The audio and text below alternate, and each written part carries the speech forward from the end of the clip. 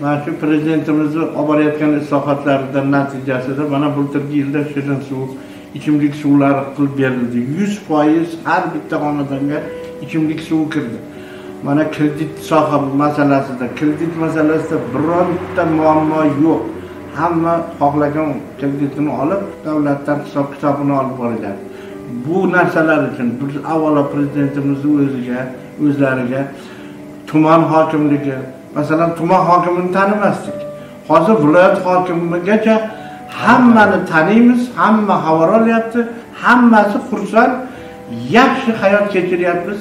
Erta bahor kelishi bilan hamma o'ziga yarasha ishi bor, o'ziga yarasha mehnat qiladigan joyi tomorqasi, mana hozir G'ijak akaning 30 yerlari bor. Ana shu yerlarda mehnat bilan shug'ullanishib, o'zlarining daromadlarini topib, chet elga chiqib ketadigan fuqarolarimiz kundan sanga kamayib ketyapti shekilli raisimiz xabari bor. Mana shu yoshlarni, aholini ish bilan band qilish ham bizda menimcha juda yaxshi yo'l qo'ygan.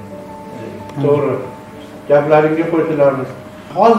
Aynan hozirgi kunda bironta bo'sh yosh yo'q. Mahallamizda ekilmagan tomorqa qolmagan desak ham bo'laveradi. Hozirgi vaqtda qolmadi. Hozirgi vaqtda Hoji aka mana kreditdan shunaqa muammo bo'layotgani yo'q.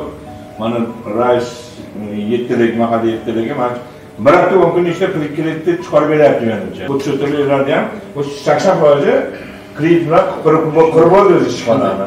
Foydalanishni boshladi.